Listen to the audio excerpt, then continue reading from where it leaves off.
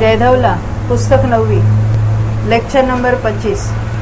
ओम नमः सिद्धेभ्य। ओम नमः सिद्धेभ्य।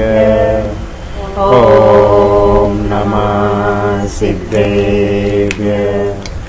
ओम शुद्धात्मने नमः।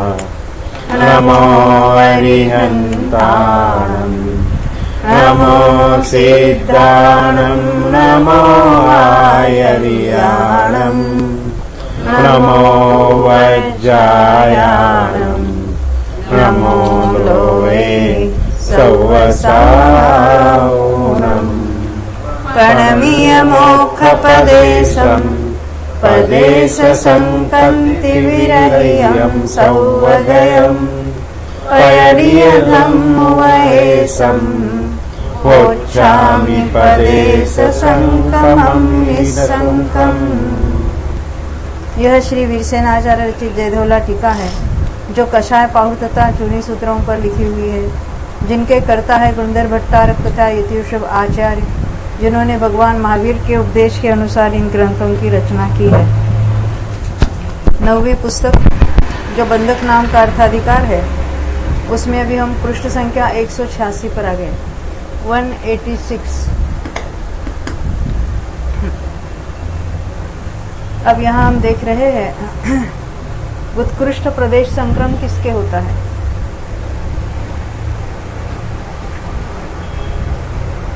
कल हमने मिथ्यात्व की बात देखी थी। मिथ्यात्व में तो ये देखा था कि जो गुणित कर्मांशिक जीव 7वीं पृथ्वी से निकला, 2-3 भव धारण करके उसने फिर मनुष्य में आया, दशमों की क्षपणा की, तो जब उसके सर्व संक्रमण होता है अंतिम फालिका, तब उसका उत्कृष्ट होता है। 2-3 भव, क्योंकि उसके बिना वो मनुष्य में नहीं आता। ये नियम है, पंचेंद्रिय के 2-3 भोग करने पड़ते, क्योंकि अभी तक हमने पढ़ा था तो हम तो तिर्यंच के भोग में ऐसे ही समझते थे कि एक इंद्रिय के 2-3 भोग करने। अंतर्मूर्त का एक भोग हो सकता है ना। हमें 2-3 भोग करने हैं। क्यों करने हैं? क्योंकि त्रस की स्थिति इतना ही वो पंचेंद्रिय में, यानी नरक में जब आया था तो त्रस की स्थिति पूरी होने को आई थी।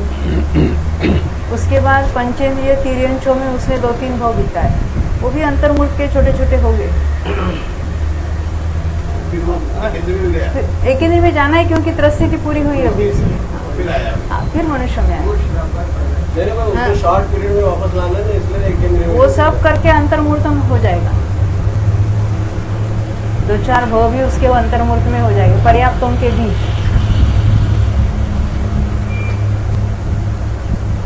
फिर सम्यक्त्व का उत्कृष्ट प्रदेश संक्रम का देखा था हमने कि जो गुणित कर्मांशिक अभी सम्यक्त्व, यानी अंतिम समय के पहले ही एक अंतर्मूर्त पहले सम्यक्त्व प्राप्त करता है, और फिर वो सम्यक्त्व में संक्रमित होते हैं, यानी सम्यक प्रकृति तैयार होती है। और जब वो मिथ्यात्व में आता है तब उसका अधः प्रवृत्त संक्रमण होता है, वहाँ उत्कृष्ट प्रदेश संक्रम पाया जाता है। सम्यक मिथ्यात्व का कब होता है? क्षपणा में जब अंतिम फाली सम्यक रूप होती है तब। उसके पश्चात अनंतानुबंधी का देखा था ना हमने। अनंतानुबंधी का कब होता है? गुणित कर्मांशिक जब भी अंतर्मूर्त पहले। ये जो गुणित कर्मांशिक लिया हमने, जैसे सम्यक प्रकृति में लिया, एक अंतर्मूर्त यानी नरक में अंतर्मूर्त पहले सम्यक तो प्राप्त किया, विसंयोजना भी की उसके काल में, और विसंयोजना में जब अंतिम फालिका सर्व संक्रमण होता है तब उसका उत्कृष्ट प्रदेश संक्रमण होता है। नरक में हो जाता है, सम्यक कभी उत्कृष्ट नरक में हो जाता है। नरक में ये कौन सा वाला सादा ऑर्डिनरी नारकी नहीं लिया, पूरे गुणित कर्मांशिक पूरी विधि करके आया हुआ है, नरक में है। अभी एक अंतर्मूर्त के बाद उसका उत्कृष्ट प्रदेश विभक्ति होने वाली थी, उसके पहले उसने सम्यक तो प्राप्त किया और अनंतानुबंधी की विसंयोजना भी की, तब उसका अनंतानुबंधी का उत्कृष्ट प्रदेश संक्रमण। अब 8 कषायों में यहाँ ऐसा लिया गुणित कर्मांशिक, जैसे दर्शन मुनि की क्षपणा कराई थी वैसे यहाँ शपथ श्रेणी के लिए गुणित उद्यत हुआ। कर्मवशिक से आया है और अति शीघ्र में उसने क्षपक श्रेणी चढ़ी है। और जब 8 कक्षाओं के अंतिम स्थिति कांड का अंतिम समय में संक्रमण करेगा तब उत्कृष्ट स्वामी। 6-9 कक्षाओं में भी ऐसा ही समझना, उसकी क्षपणा करने वाला। स्त्री वेद में ये विशेषता थी कि उसको भी गुणित कर्मवशिक रूप से तो घुमाया ही था, परंतु उसके जो भोग भूमि के भाव थे बीच बीच में, और वो तो एक बार बताया, परंतु वो बहुत बार उसने स्त्री वेद को मैक्सिमम उसने ग्रहण किया था। अब ऐसा जो जब उसकी क्षपणा करता है, असंख्यात वर्ष की आयु में जाके पीछे वो मनुष्य वो में भोग आएगा। भूमि में ने असंख्यात वर्ष के ने पल्ले के असंख्यात भाग प्रमाण काल तक स्त्री वेद को पूरी करता है। ऐसे भी बहुत बार होता है, तो हमने प्रदेश विभक्ति में देखा था।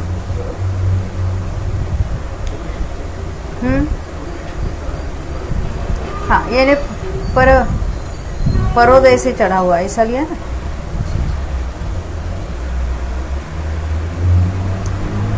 पुरुष वेद का किसके होता है? तो जिसने स्त्री वेद और नपुंसक वेद के मैक्सिमम परमाणु ग्रहण किए। स्त्री वेद के लिए वो भोग भूमि में और नपुंसक वेद के लिए ईशान कल्प में। फिर जाके फिर वो तो बाकी सभी कंडीशन करके जब वो क्षपणा करता है और पुरुष वेद के अंतिम स्थिति कांडक का संक्रमण करता है।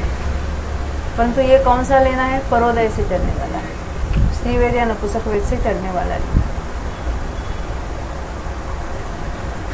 जिस त्रिवेद में उत्कृष्ट त्रिवेद के साथ चढ़ेगा उसको होगा ना, क्योंकि उसका पहला नपुंसक वेद का संक्रमण श्रीवेद रूप हो जाएगा और पीछे स्त्रीवेद का उत्कृष्ट होगा। स्त्रीवेद के नहीं, वो तो सम्यक्त्व के साथ उसको लाया है मनुष्य में। अच्छा, तो पुरुष वेद के साथ चलेगा। तो स्वदय में वो नवपद कर्म नहीं हो पाएगा उसका। स्वदय से लेंगे तो नवपद आ जाएगा उसको। नवबन कैसे आएगा? अगर पुरुष वेद में चढ़ेगा तो किसी भी वेद से चढ़ेंगे तो पुरुष वेद का वेद का ही बंध बंद है हो रहा है। परंतु पुरुष वेद के लिए तो कंडीशन है कि परोदय से ही चढ़ना चाहिए। ये बात कहूँ। अब नपुंसक का उत्कृष्ट प्रदेश संक्रम किसके होता है? उसका सूत्र पढ़ा था, उसका स्पष्टीकरण पढ़ेंगे भी। सूत्र पढ़ के फिर जाएंगे आगे हिंदी में 186 पृष्ठ पर। कोई एक गुणित कर्मांशिक जीव ईशान कल्प से आकर अतिशीघ्र क्षय करने के लिए उद्यत हुआ। अनंतर नपुंसक वेद के अंतिम स्थिति कांडक को अंतिम समय में संक्रमित करने वाले उसके नपुंसक वेद का उत्कृष्ट प्रदेश संक्रम होता है।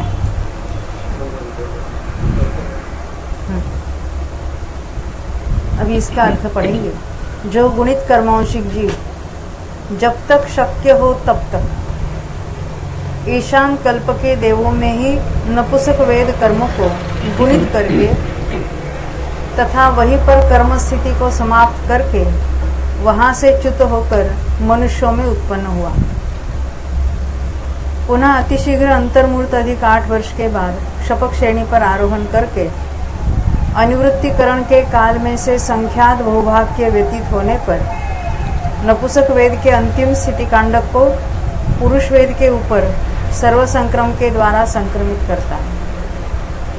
ये पुरुष वेद नपुंसक में वेद के संक्रमित होता है यहाँ पे नपुंसक वेद का उदय के साथ चढ़ेगा ना। ना परोदय परोदय से चढ़ने वाला लेना। क्योंकि नपुंसक वेद के साथ चढ़ेगा तो श्रीवेद की पहले सपना होगी, तो श्रीवेद का सभी द्रव्य नपुंसक वेद में कैसे आएगा? अच्छा, पुरुष वेद में बंधने वाले में संक्रमित होता है। तो नपुंसक वेद का भी स्त्री वेद में नहीं आता है, वो डायरेक्ट पुरुष वेद में ही जाता है। एक नियम ख्याल में रखना, बंधने वाले में वो संक्रमित होगा। तो उसके 1.5 गुणहानि गुणित समय प्रबद्धों के संख्यात बहुभाग को ग्रहण कर नपुंसक वेद का उत्कृष्ट प्रदेश संक्रम होता है। इस प्रकार यहाँ पर सूत्रार्थ संग्रह है। संख्यात बहुभाग को ले लिया इसमें, असंख्यात को क्यों नहीं लिया? संख्येचे भाग्य घेतून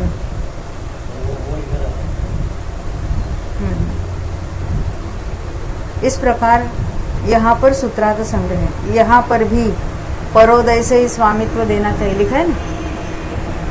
क्योंकि स्वोदय से प्रथम स्थिति के गुण श्रेणी रूप होने के कारण बहुत द्रव्य का गलन संभव है, अतः उसकी रक्षा करना आवश्यक है। जिस उदय से चढ़ता है उसकी पहली स्थिति में वो अंतर्मूर्त प्रमाण स्थिति बनती है नीचे, और उसमें उसका गुण श्रेणी रूप से निर्जरा भी होती है, तो वहाँ और द्रव्य उसका नष्ट हो जाएगा।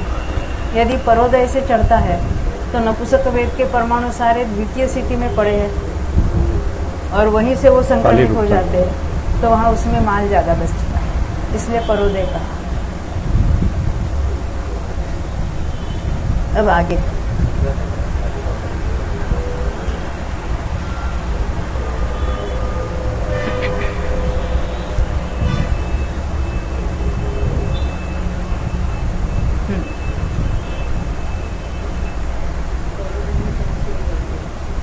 अन्य दोनों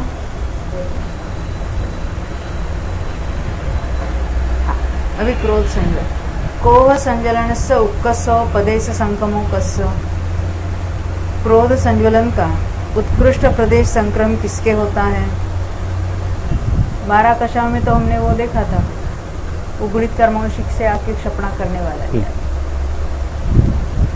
अनंतानुबंधी में तो वहीं पर कराया था विश्वविजन। यह सूत्र सुगम है। जेन पुरीस वेदो उत्कर्षो संशुद्धो कोधे तेने व जाधे माणे कोधो सौ संकमेन संचुभति ताधे तस्य कोधस्य उत्कर्षो पदेश संकमो। क्या कहना चाहते हैं? अब ये क्रोध का उत्कृष्ट प्रदेश संक्रमण के लिए जो पुरुष वेद के उत्कृष्ट जिसने संक्रमित किया है उस जीव को लिया। पुरुष वेद का उत्कृष्ट संक्रमण के लिए क्या देखा था? परोदय से चढ़ने वाला, और जिसने पहले स्त्री वेद और नपुंसक वेद को उत्कृष्ट बांध के आया था जीव, उसको लिया। ऐसा जो जीव है वो पुरुष वेद के सारे परमाणु क्रोध रूप होते हैं, और जब वो क्रोध के अंतिम समय में सारे के सारे माया रूप मान रूप हो जाएंगे, तब उसका उत्कृष्ट संक्रमण कहलाएगा। देखो यहाँ पढ़ेंगे, हिंदी में पढ़ेंगे। जिसने उत्कृष्ट पुरुष वेद को क्रोध में संक्रमित किया है, वही जीव जब क्रोध को सर्व संक्रम के द्वारा मान में संक्रमित करता है, तब उसके क्रोध संज्वलन का उत्कृष्ट प्रदेश संक्रम होता है।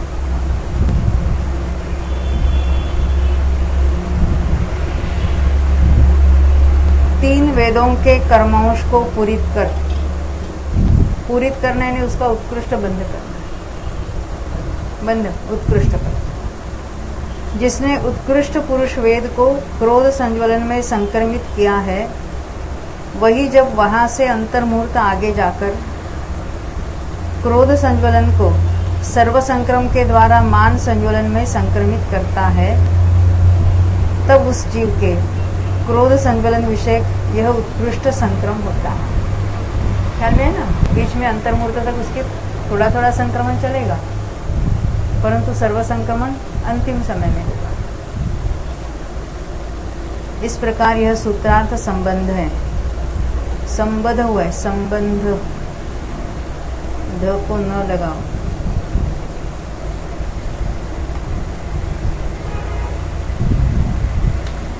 यहाँ पर भी परोदय से ही स्वामित्व का निश्चय करना चाहिए।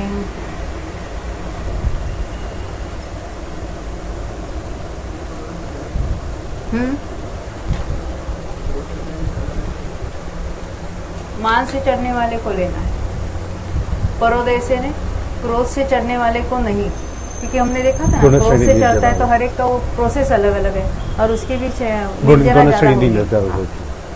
क्योंकि स्वोदय से स्वामित्व का कथन करने पर प्रथम स्थिति के द्वारा बहुत द्रव्य की हानि का प्रसंग आता है।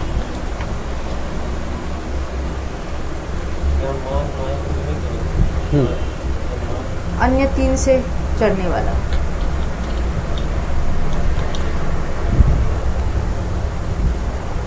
या जो परोदय से चढ़ेगा तो पुरुष वेद का जो संक्रमण होगा वो क्रोध में होगा या मान में होगा? क्रोध में ही होगा। बंध है? अच्छा, बंध तो सभी का है, बंध है ना वहाँ पर, क्रोध का बंध तो है और उदय माया मान का है।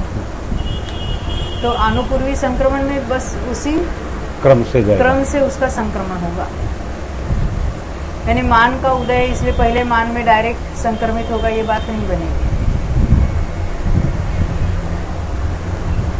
इस प्रकार क्रोध संज्वलन के स्वामित्व का कथन करके अब मान और माया संज्वलन का भी यही स्वामित्व संबंधी आलाप अपेक्षाकृत थोड़ी विशेषता को लिए हुए करना चाहिए। इस बात का ज्ञान कराने के लिए आगे के 2 सूत्र कहते हैं। एदस्य चैव मान संजरणस्य उत्कर्षो उपदेश संकमो कायो नवरी जाधे मान संजलनो माया संजलने संचुभई तादे। जैसे क्रोध का बताया वैसा ही यहाँ पर समझना, परंतु क्रोध का बताते समय क्रोध को मान में संक्रमित कर रहा था, सर्व संक्रमण तब की बात ली, अब मान को माया में करता है तब की बात। ये उतना डिफरेंस है उसमें। ये भी परोदय से लेना। हाँ, इसी जीव के मान संज्वलन का उत्कृष्ट प्रदेश संक्रम करना चाहिए, किंतु इतनी विशेषता है जब मान संज्वलन माया संज्वलन में प्रक्षिप्त होता है उस समय मान संज्वलन का उत्कृष्ट प्रदेश संक्रम होता है। एदस्य चैव माया संज्वलनस्य उत्कर्षो पदेश संकमो कायो नवरी जाधे माया संज्वलनो लोभ संज्वलने संक्षुभई ताधे। तथा इसी जीव के माया संज्वलन का उत्कृष्ट प्रदेश संक्रम करना चाहिए, किंतु इतनी विशेषता है कि जब माया संज्वलन लोभ संज्वलन में संक्रमित होता है तब माया संज्वलन का उत्कृष्ट प्रदेश संक्रम होता है। ये दोनों ही सूत्र सुगम हैं, विशेषता भी करना बराबर। इतनी विशेषता है कि ये धी होगा ना, उसको भी करो। माया और लोभ के उदय से श्रेणी पर आरोहण करने वाले जीव के मान संज्वलन का स्वामित्व कहना चाहिए। परोदय ने आगे वाले लेना, मान का कहते समय माया और लोभ से चढ़ने वाले लेना है, और मात्र लोभ के उदय से श्रेणी पर चढ़े हुए जीव के माया संज्वलन का स्वामित्व होता है, यानी उत्कृष्ट स्वामित्व होता है संक्रमण का, ऐसा जानना चाहिए।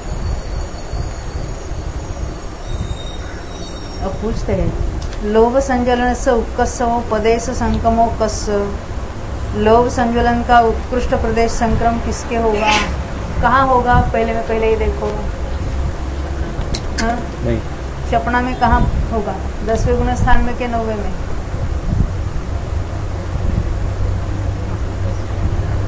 कब होता है 9वें में? अंत में।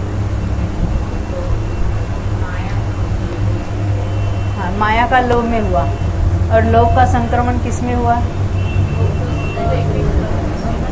लोभ का संक्रमण तो पहले से ही रुक जाता है। ख्याल में है ना?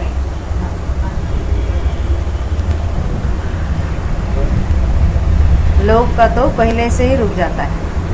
हमने देखा जब उपशम श्रेणी हो या क्षको श्रेणी, पहले क्या होता है अंतरकर्म के बाद? लोभ संज्वलन का संक्रमण रुक जाता है, अनुपूर्वी संक्रमण शुरू होता है। अब कहते हैं लोभ संज्वलन का उत्कृष्ट प्रदेश संक्रम किसके होता है? तो यह सूत्र सुगम है। गुणित कम्मंस्यो सौवलहुम खवनाय अभुट्ठिदो अंतरम से काले कादून लोहस्य असंकामगो होदीदीति। होने वाला है उसका तस्य लोहस्य उत्कर्षो पदेश संकम। अभी हुआ नहीं है, होने के पूर्व समय की बात। जो गुणित कर्मवंशिक जीव क्षपणा के लिए उद्यत हो करके तदनंतर समय की बात है, लोभ का असंक्रामक हो जाएगा, उसके इस अवस्था में रहते हुए लोभ संज्वलन का उत्कृष्ट प्रदेश संक्रम होता है। लोभ में कौन कौन से प्रदेश संक्रम होते हैं? आठ कसाई। नहीं, मैं किस में होता है ऐसा नहीं कहा। अच्छा, लोभ का किस में होता है? मैंने क्या कहा, लोभ में कौन कौन से संक्रमण होते हैं? क्या लोभ संज्वलन में कौन? हाँ, कौन सा? अध प्रवृत्त संक्रमण ही होता है। अध प्रवृत्त संक्रमण ही होता है। एक है उसमें एक ही। अदब प्रवृत्त संक्रमण होता है। जब तक बंद है तब तक उस चलता है ना उसका, क्योंकि इसमें अदब प्रवृत्त होता है। प्रवृत्ति होता है। संज्वलन लोग में मात्र अदब प्रवृत्त संक्रमण होता है। हमने पहले ही लिस्ट बनाई थी। हाँ, ख्याल है, इसीलिए पूछा मैंने उसमें कौन कौन से होते हैं। हाँ,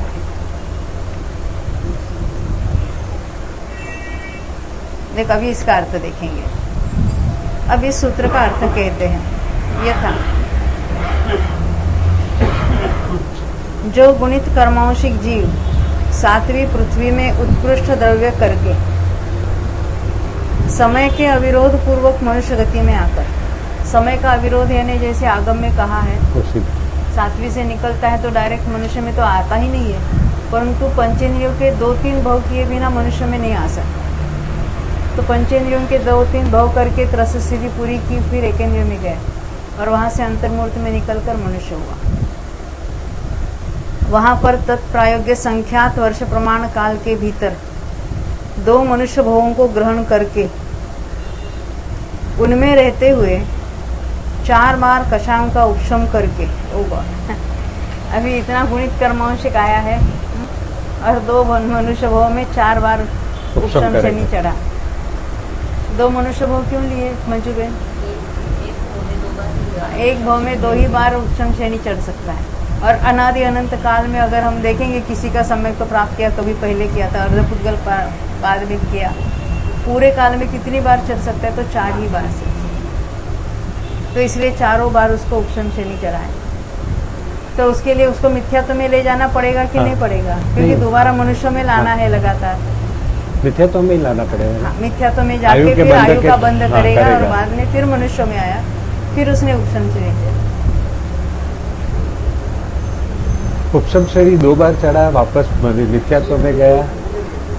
हाँ, कंटिन्यू लेना है क्योंकि संख्यात वर्षों में करना है ये, यानी वो वहां से गुणित कर्मांशिक से निकला है।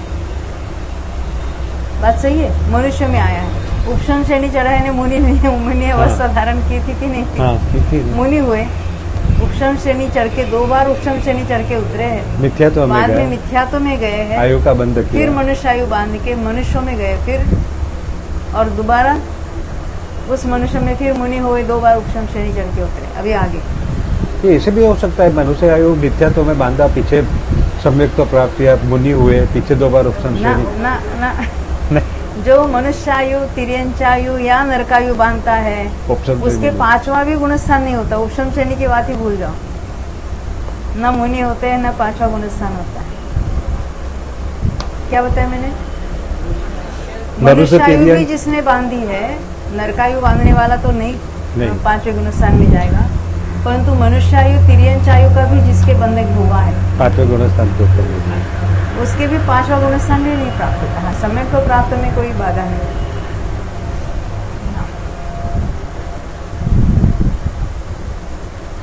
अब आगे यहाँ लिखा ना, 4 बार कषायों का उपशम करके अनंतर अतिशीघ्र क्षपणा के लिए उद्यत हो तथा अनिवृत्तिकरण में प्रवेश पूर्वक अंतरकरण करके, अंतर किया जाता है ना कहीं, क्षपणा में हो या उपशम श्रेणी में अंतर करता है, अनंतर समय में लोभ का असंक्रामक होगा, उसके इस विशेष अवस्था में रहते हुए लोभ संज्वलन का उत्कृष्ट प्रदेश संक्रम होता है।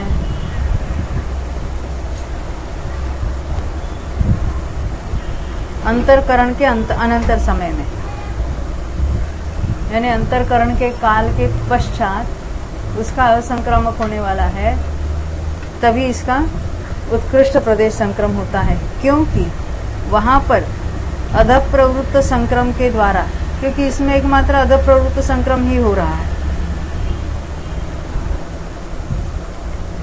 1.5 गुणहानि गुणित सत्कर्म रूप समय प्रबद्धों के असंख्यातवें भाग का शेष संज्वलनों के ऊपर संक्रमण देखा जाता है। शेष संज्वलनों में ही क्यों संक्रमण होता है? संज्वलन का ही बंद हो गया। हाँ, यहाँ पर बंधने वाले में संक्रमण होगा उसका। और इसके बाद तो आनोपूर्वी शुरू होना है, उसके पहले की बात है। शंका, इसे 4 बार कषायों की उपशामना रूप से किस लिए प्रवृत्त कराया है? यह प्रश्न चिन्ह चाहिए।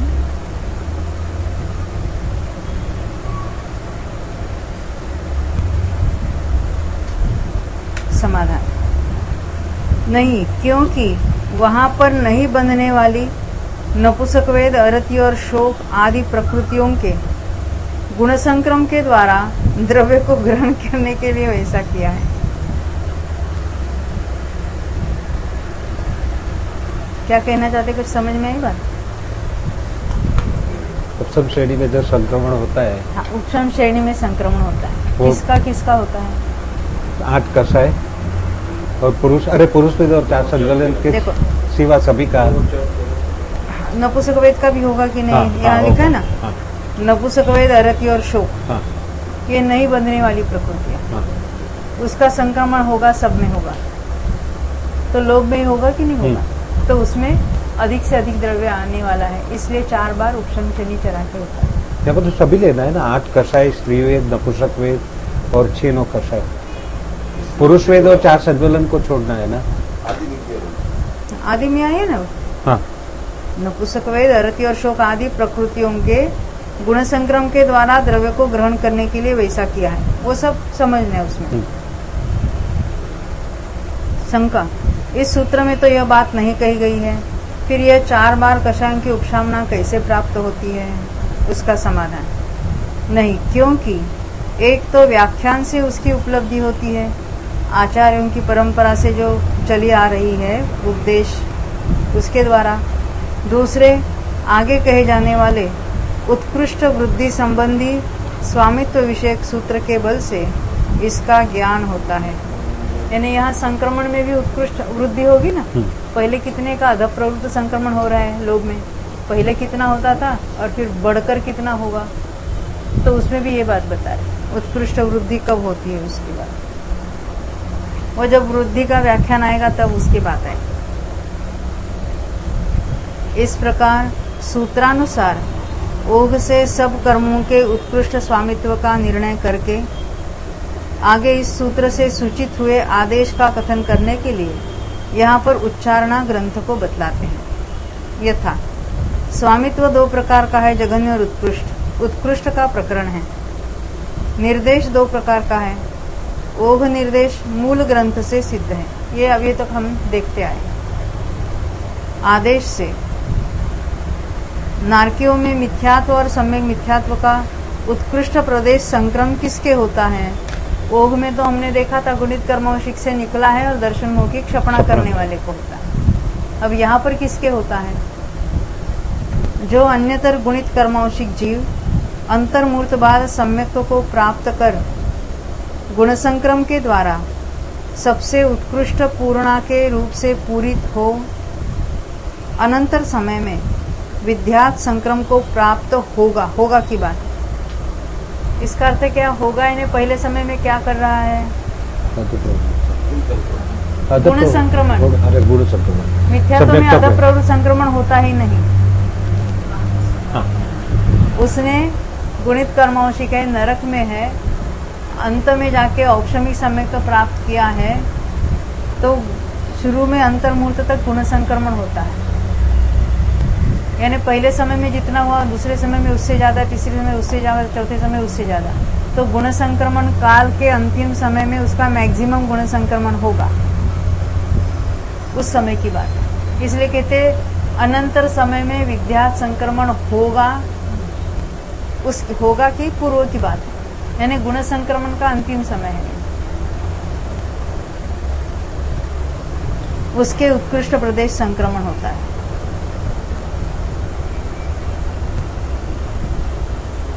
ये वेदक सम्यक्त्व का पहला समय लेने का कि उपशम सम्यक्त्व में ही अंतर्मुख काल जाएगा, पीछे उसका गुण संक्रमण मिल जाएगा। वेदक सम्यक्त्व वाले को गुण संक्रमण होता है क्या? नहीं होता है, होता ही नहीं। नहीं। तो विद्या संक्रमण कब से शुरू होता है? औक्षमिक सम्यक्त्व के काल में ही शुरू होता है। औक्षमिक सम्यक्त्व का काल इतना बड़ा होगा तो शुरू में गुण संक्रमण होता है, बहुत छोटा काल है वो। औक्षमिक सम्यक्त्व का काल बहुत बड़ा है, उसमें गुण संक्रमण का काल छोटा है। पीछे विद्या संक्रमण उसके पश्चात यानी वेदक सम्यक्त्व से कोई संबंध नहीं है आपको। मिथ्यात्व में कौन कौन से संक्रमण होते हैं? विद्यात होता है, नहीं उद्वेलना, अधप्रवृत्त और उद्वेलना नहीं है। हाँ, परंतु विद्यात होता है। वेदक समय दृष्टि को क्या हो रहा है? उद्वेलना नहीं होती, मिथ्यात्व की उद्वेलना नहीं होती। नहीं समझे? उद्वेलना किसकी होती है? सम्यक सम्यक मिथ्यात्व की होती है, मिथ्यात्व में होती है। मिथ्यात्व की उद्वेलना नहीं होती, वो तो मोस्ट अशुभ प्रकृति, उसकी क्या उद्वेलना होगी? ख्याल में आती है ना बात? उद्वेलना कौन सी प्रकृतियों की होती है? 13 प्रकृतियां। उसमें सम्यक सम्यक मिथ्यात्व है, आहारक आहारक अंगोपांग है। और वो क्यों होती है? तो मिथ्यात्व में जाने पर होती है, एक इंद्रियादि के होती है। मिथ्यात्व की उद्वेलना होती ही नहीं तो अच्छा हो जाएगा ना, उद्वेलना होकर मिथ्यात्व नष्ट हो गया। उसमें अधप्रवृत्त संक्रमण नहीं होता है और उद्वेलना नहीं होती। 13 प्रकृति में से तो मार्गना लगाएंगे तो समय की समय मिथ्यात्व की तो कहीं भी हो जाएगी, लेकिन बाकी किस पैकेज में जाएगा तभी होगी। बाकी क्या रहेगी? कौन सी 11? केवल 13 प्रकृति बताइए। हाँ, उद्वेलना वाली, उद्वेलना वाली। तो समय मिथ्यात्व तो अपने समझ गए, जब भी मिथ्यात्व में आएगा समय का शब्द गिर गया। हाँ, वो किसी भी मार्गना में होती है उद्वेलना। हाँ, लेकिन उसके लिए जो अन्य जो है एक इंद्रियादि की, बिल्कुल एक इंद्रिया से 14 इंद्रिय नहीं, मनुष्यगत का पूरी के तो बाकी के एक इंद्रिय, बाकी एक इंद्रिय में होती है, बाकी की एक इंद्रिय में होती है। और उसका उतना सत्व लेकर पंचेंद्रिय में आया हुआ है जीव, तो हम कहेंगे वो उसने नहीं की उद्वेलना, परंतु वो उसके सहित पंचेंद्रिय में जन्म लिया है उसने, ऐसा कहेंगे। मनुष्य भी, बाकी नरक गति की वगैरह अन्य को भी होती है। हाँ, लंबे काल तक रहा ना एक इंद्रियों में, तो उनकी भी हो जाती है। यहाँ जो बात हो रही है, अब हम आदेश में देख रहे हैं मिथ्यात्व में कौन कौन से संक्रमण होते हैं, और उसका अगर नंबर लगाएंगे हम, सबसे ज्यादा सर्व संक्रमण में होता है, परंतु सर्व संक्रमण में नरक में नहीं होता। एक बात, इसलिए उसको नहीं। गुण संक्रमण होता है, विद्या संक्रमण होता है, उसमें से अभी यहाँ गुण संक्रमण को लेना, तो गुण संक्रमण का भी अंतिम समय लेना।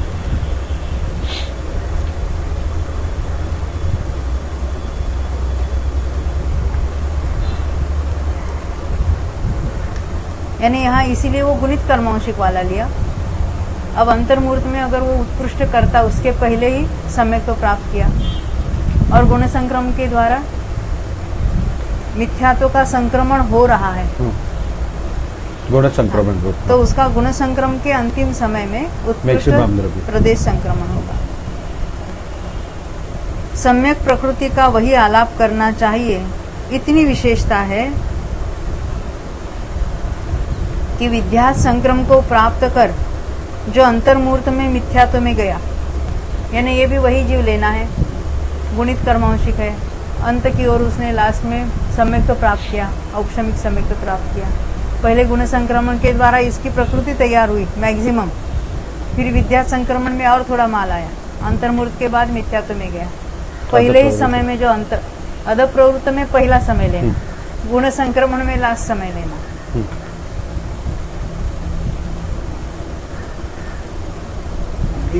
से भी उत्कृष्ट हो जाएगी, बाकी मार्गों से भी उत्कृष्ट हो जाएगी। वहाँ पर भी लिया था ना हमने सम्यक को, तो वहाँ पर भी घटित किया था। लेकिन ये तो कर्मंशी वाला जीव है, वो तो नरक में ही घटित होगा, इसका ज्यादा हो जाएगा। मनुष्य में आएगा, मनुष्य में नहीं होगा इसका, नरक में ही, क्योंकि जहाँ होता है तभी उत्कृष्ट कहेंगे।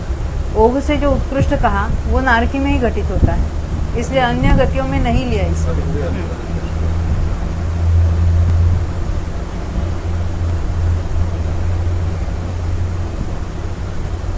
देखो, सम्यक तो प्रकृति का वही आलाप करना चाहिए। आलाप ने कथन इतनी विशेषता है कि विद्यात संक्रम को प्राप्त कर जो अंतर्मूर्त में मिथ्यात्व में गया, उस प्रथम समयवर्ती मिथ्या दृष्टि के उत्कृष्ट प्रदेश संक्रम होता है। सम्यक प्रकृति में कौन कौन से होते हैं? सम्यक प्रकृति में 5 कैसे हो गए? विद्यात नहीं होगा, विद्यात नहीं होता, सम्यक मिथ्यात्व में 5 होते हैं। पांचों होते हैं। थोड़ा थोड़ा याद करेंगे रोज तो ख्याल में आ जाएगा। हाँ, शंका, यदि ऐसा है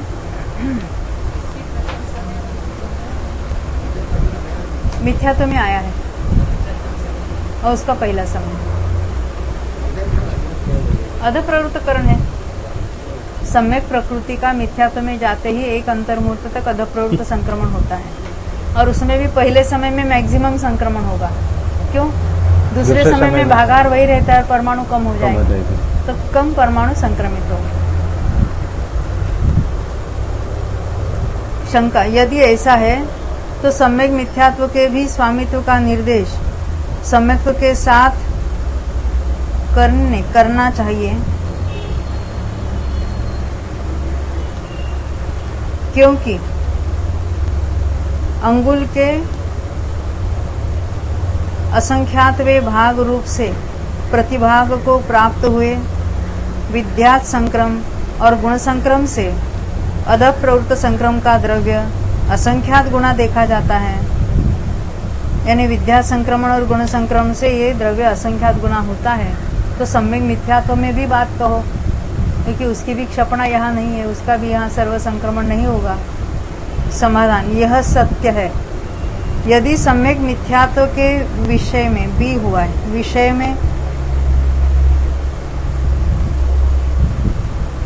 यानी ये कब यदि डाला ना, यदि सम्यक मिथ्यात्व के विषय में विद्या संक्रमण और गुण संक्रमण यहाँ पर अंगुल के, ये अंगुल के हुआ, ऊपर भी अंगुल करना था, मेरे वहां स्पष्ट तो दिख रहा था।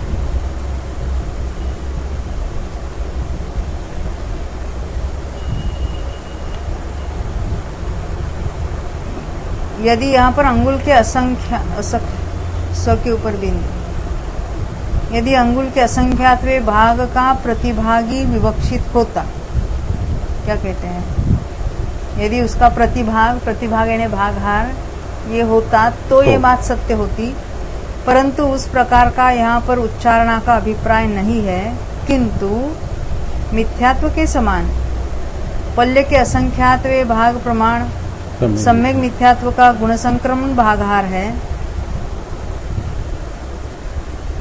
यानी यहाँ पर उसका भागहार कितना है गुण संक्रमण का, तो पल्ले का असंख्यात्व भाग है। इस तरह इस प्रकार का उच्चारणा का अभिप्राय है, क्योंकि अन्यथा अधः प्रवृत्त संक्रम के परिहार द्वारा तद विषयक स्वामित्व का विधान नहीं बन सकता। चूर्णी सूत्र के अभिप्राय से तो सम्यक मिथ्यात्व विषयक विद्यात और गुण संक्रम स के ऊपर बिंदी,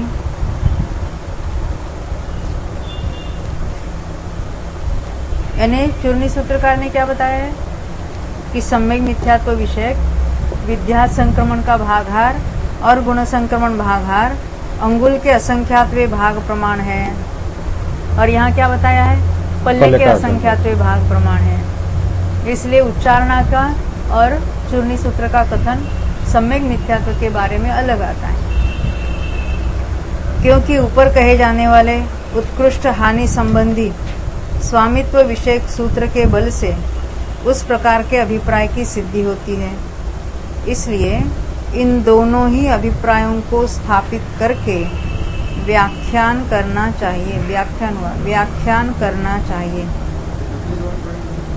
दो अलग अलग भागहार बताए हैं। सम्यक मिथ्यात्व के लिए मिथ्यात्व के समान पल्ले के असंख्यात्व भागहार प्रमाण भागहार बताया है, किसका, गुण संक्रमण का, और चूर्णी सूत्रकार ने अंगुल का असंख्यात्व भाग बताया, दोनों जगह। पर तो वहाँ पे दोनों को अंगुल का असंख्यात्व भाग लेगा तो गुण संक्रमण कैसे घटित होगा? गुणित प्रमाण में जो संक्रमण हो रहा है वो गुण संक्रमण बोला ही नहीं जाएगा ना। क्यों नहीं? क्योंकि अंगुल का असंख्यात्व भाग विद्या संक्रमण में भी लिया है और गुण संक्रमण, दोनों का प्रमाण अलग अलग है। पहले हमने पढ़ा था। हाँ, वो तो हमने विद्या संक्रमण और असंख्यात गुना वाला उसका डिफरेंस है। अधप्रवृत्त में और विद्यात में देखा था दोनों का। निकालो।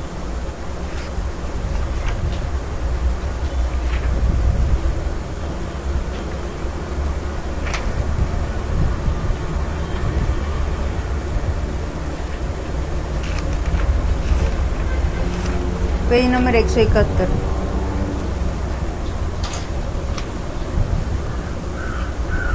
उद्वेलना का पहले बताया अंगुल का असंख्यात्व भाग, पहली लाइन में। फिर उसके बाद नीचे विद्या संक्रमण का भी कहते हैं अंगुल का असंख्यात्व भाग। फिर भी उद्वेलना से ये असंख्यात गुणा हीन है, इसलिए विद्या संक्रमण में परमाणु ज्यादा होगा। अध प्रवृत्त वाला पल्ले का असंख्यात्व भाग लिखा है ना।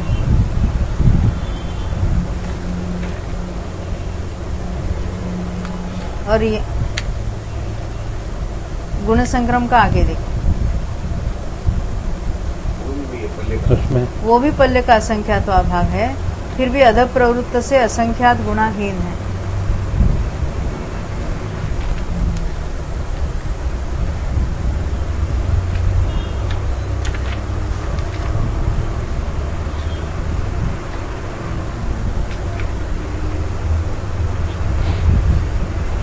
अब यहाँ आगे पढ़ते हैं।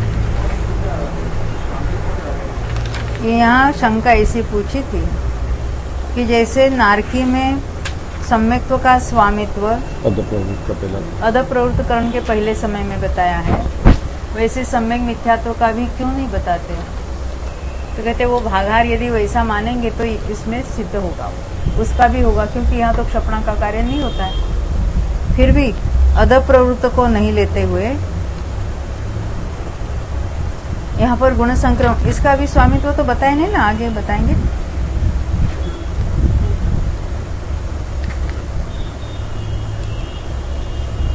देखो ऊपर क्या बताया था आदेश से 189 पेज पर,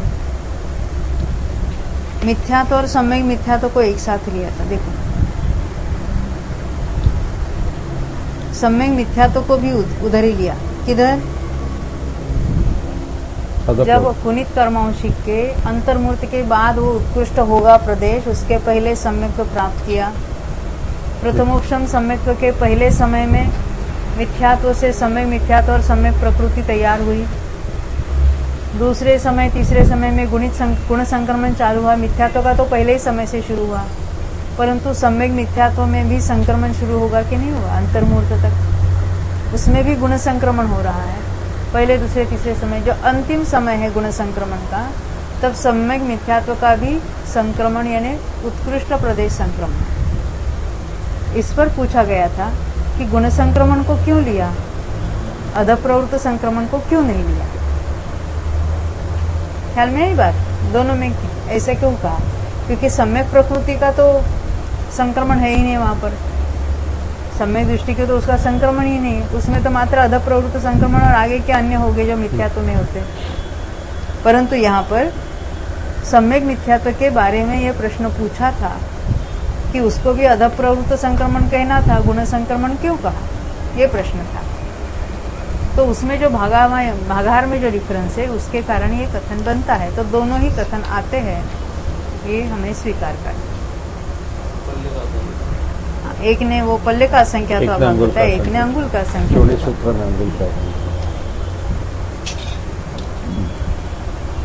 यहाँ पर मिथ्यात्व का और सम्यक मिथ्यात्व का समान बताया। अब 190 पृष्ठ पर दूसरा पैराग्राफ पढ़ेंगे। 16 कषाय और 6 नौ कषायों का उत्कृष्ट प्रदेश संक्रम किसके होता है? देखो ओग में तो जब क्षपणा वगैरह होती तब जो जहां हमने विस्तार से पढ़ा था, अब यहाँ नारकी में घटित करना है। जो अभी उसमें से किसका हो सकता है? यहाँ पर अनंतानुबंधी का तो यहाँ पर भी घटित होगा, क्योंकि हमने देखा था ना ओग में भी उसी को याद किया था, गुणित कर्मांश वाले नारकी को। जो अन्यतर गुणित कर्मांशिक जीव अंतर्मूर्त में कर्मों को गुणित कर्मांशिक करेगा की बात, किंतु इसी बीच सम्यक्त्व को प्राप्त हो अनंतानुबंधी चतुष्क की विसंयोजना करता है, उस विसंयोजना करने वाले जीव के बहुआ अंतिम स्थिति कांडक का अंतिम समय में संक्रमण करते हुए उत्कृष्ट प्रदेश संक्रम होता है। ये विसंयोजना में वो अंतिम सर्व संक्रमण होगा ना इसका, तो उसका उत्कृष्ट होगा। 3 वेदों का उत्कृष्ट प्रदेश संक्रम किसके होता है? जो अन्यतर पूरित कर्मौषिक जीव, गुणित नहीं कहा, पूरित कहा। पूरित में क्या क्या उत्कृष्ट बन करके आया है, यानी स्त्री वेद का हमने देखा भोग भूमि में लिया है, ईशान में तो नपुंसक वेद का, और पुरुष वेद का जो अन्यतर पूरित कर्मौषिक जीव नारकियों में उत्पन्न होकर अंतर मुहूर्त के ऊपर रफा रही है। अंतर मुहूर्त में सम्यक को प्राप्त हुआ, नारकियों में उत्पन्न होते ही सम्यक को प्राप्त किया। पुनः जो पुनः हुआ, पुनः जो अनंतानुबंधी चतुष्क की विसर्जना करता है, उसके अंतिम स्थिति कांडक का अंतिम समय में संक्रमण करते हुए उत्कृष्ट प्रदेश संक्रम होता है।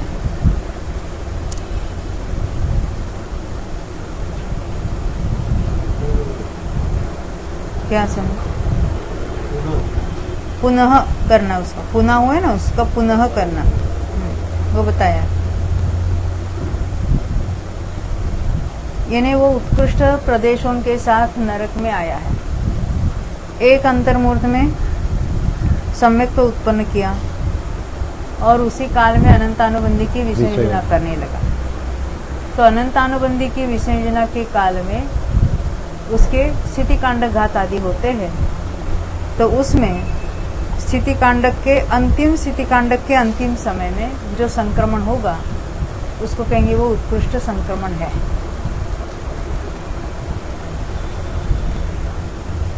ये तीनों वेदों में भी अनंतानुबंधी की विसर्जना करवाई। हाँ, तीनों वेदों का उत्कृष्ट प्रदेश संक्रमण। हाँ, तीनों वेदों के लिए अनंतानुबंधी के विसर्जना वाले काल में होता है, क्योंकि कौन से काल में? कुछ अन्य क्रिया तो कर रहे हैं ना, या अन्य तो कुछ होती नहीं है।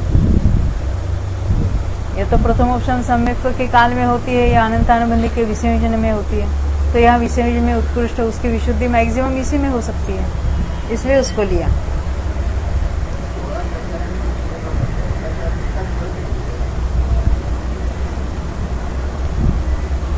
हाँ, देखो, मात्र अनंतानुबंधी के तो होता ही है, वो तो हमने ओघ में भी देखा। इसके साथ 12 कषाय होते, परंतु अन्य जो 12 कषाय है, संज्वलन से सब और 6-9 कषाय है, सभी का यहाँ पे, उनमें भी ये स्थिति कांड घात हो रहे हैं वहाँ पर अनंतानुबंधी के विसर्जना के काल में, नरक के लिए। तो उनको भी वहीं पर लेना है। जब ये अंतिम पाली का क्षय होता है, अनंतानुबंधी क्षय नहीं, अब विसर्जना होती है, अनंतानुबंधी की विसर्जना हो रही है, उस समय अन्य कर्मों की भी संक्रमण वगैरह चल रहा है। इसका भी संक्रमण के द्वारा तो नष्ट ही हो रहा है, इसके लिए उसका नाम विसर्जना है। अन्य कर्म नष्ट तो नहीं होते, परंतु संक्रमित तो हो रहे हैं, तो वहां पर उनका संक्रमण मैक्सिमम है। तो सबको लेना था। हाँ, सब में होता है। जैसे प्रथम उपशम सम्यक तो प्राप्त किया, एक आयु को छोड़कर सब में सारा ये गुण श्रेणी वगैरह रचना सब में होती है। अब यहाँ पर जो बात है, 6 नौकशाय को एक साथ लिया और 3 वेदों को इसलिए छोड़ा है, क्यों? क्योंकि वो पहले पूरित करके आए, ये बताना था इसलिए।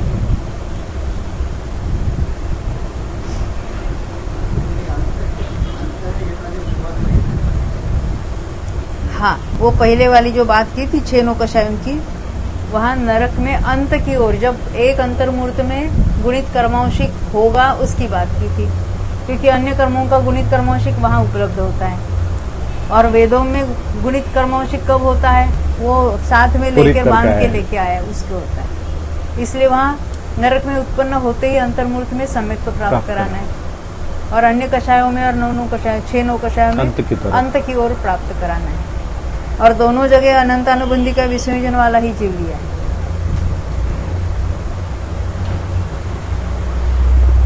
आगे पढ़े। यहाँ पर विद्यार्थ संक्रम के द्वारा स्त्री वेद और नपुंसक वेद के उत्कृष्ट स्वामित्व का कथन करने पर, मिला नहीं मिला? देखो, वो 190 पृष्ठ पर।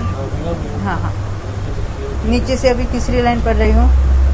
विद्या संक्रम के द्वारा स्त्रीवेद और नपुंसक वेद के उत्कृष्ट स्वामित्व का कथन करने पर उच्चारणा का अभिप्राय जानकर कहना चाहिए, अन्यथा मिथ्या दृष्टि जीव में अधः प्रवृत्त संक्रम के द्वारा उनके उत्कृष्ट स्वामित्व के प्राप्त करने में लाभ देखा जाता है।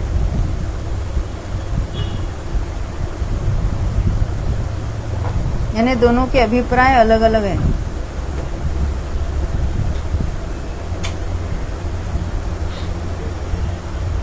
ये तीनों वेदों में पुरुष वेद को लिया, जो विषयोजना के समय में अंतिम कांडक के अंतिम फली जब भी गिरेगी तभी पुरुष वेद का भी उत्कृष्ट संक्रमण हो जाएगा, क्योंकि पुरुष वेद का संक्रमण किसमें होगा? तीनों वेदों का लिखा ना, ये पुरुष वेद का तो बंध भी है, और उसमें तो विद्या संक्रमण बता रहे हैं।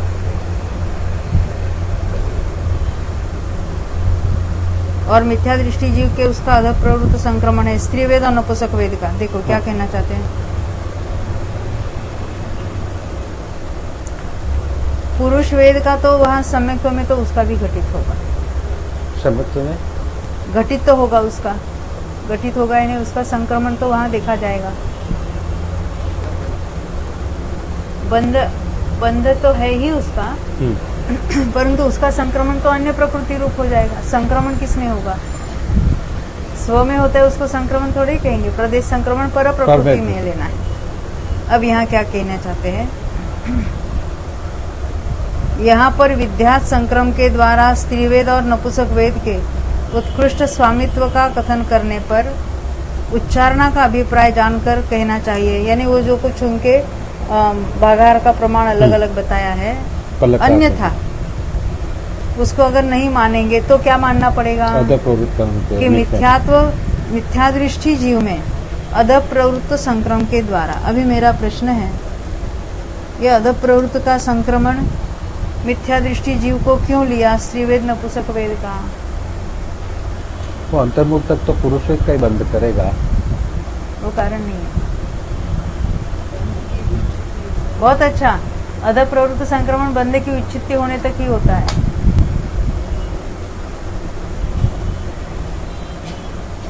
ना?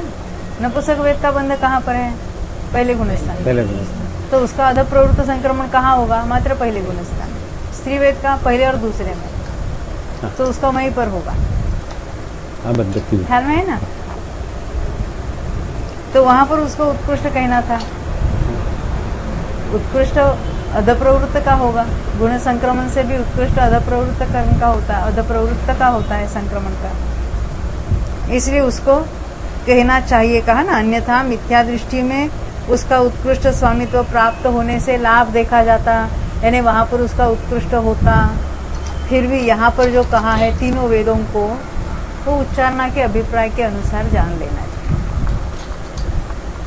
उसी प्रकार सातवीं पृथ्वी में जानना चाहिए। ये जो नारकियों में जो घटित होता है वो सातवीं पृथ्वी के अकॉर्डिंगली घटित होता है, इसलिए उसी प्रकार सातवीं पृथ्वी में होना। पहली से लेकर छठी पृथ्वी तक के नारकियों में मिथ्यात्व और सम्यक मिथ्यात्व का उत्कृष्ट प्रदेश संक्रम किसके होता है? जो गुणित कर्मांशिक जीव, गुणित कर्मांशिक यानी सातवें से निकला हुआ, संख्यात तिर्यंच भवों को उल्लंघन कर अपने अपने नारकियों में उत्पन्न हो। क्या कहना चाहते हैं? देखो ये सातवें से निकला है गुणित कर्मांशिक, तो पहले में पहले जाएगा पंचेंद्रिय तिर्यंच में, संगी पंचेंद्रिय तिर्यंच पर्याप्त, वही उस श्वापद में जन्मेगा। अब वहां से अपनी अपनी पृथ्वी में जाना है, अपने में हम जिसकी बात करें, पहली दूसरी तीसरी जिसकी, तो वहां पर उत्पन्न होना, तो संख्यात भव तिर्यंचों के करके अपने अपने नरक में उत्पन्न हुआ है। अंतर्मूर्त में सम्यक्त्व को करना, ये हुआ, और वो ये को भी आधा चाहिए। सम्यक्त्व को प्राप्त हुआ, नीचे से तीसरी लाइन में।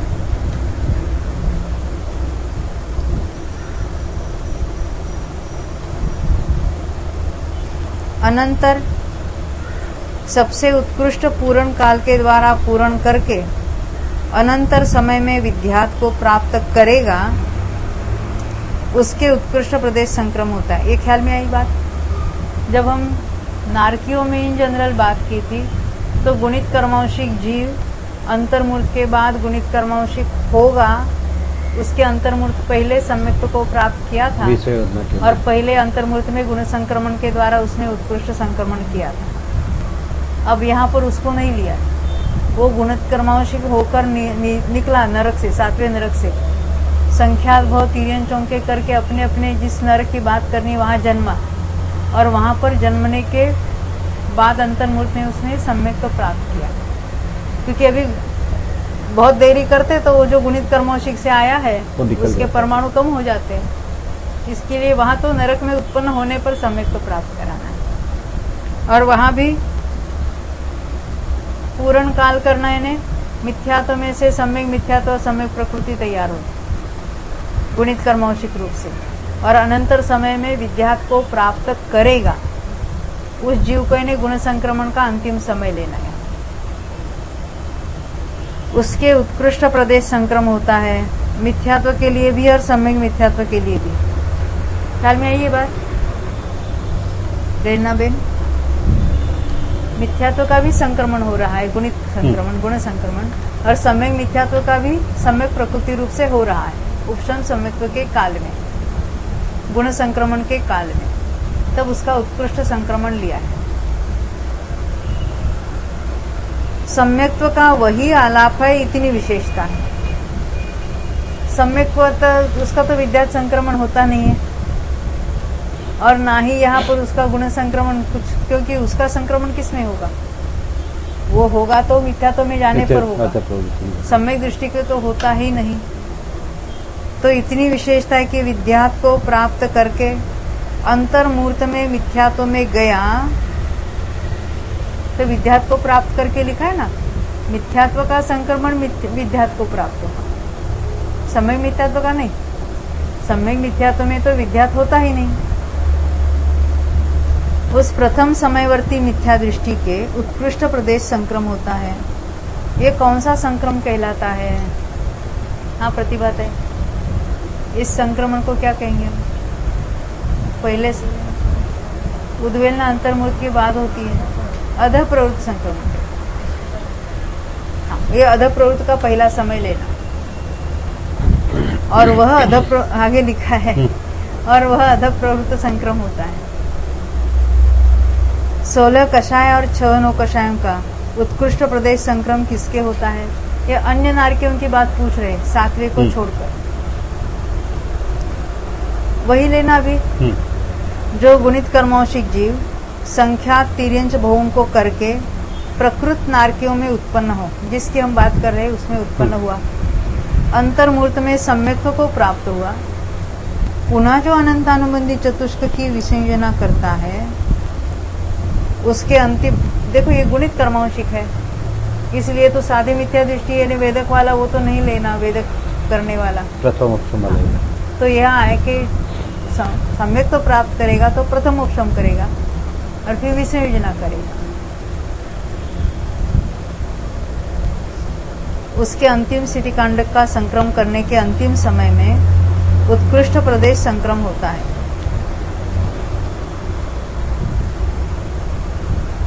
तीन वेदों का भंग नारकियों के समान है, वहां तो वो बताया था।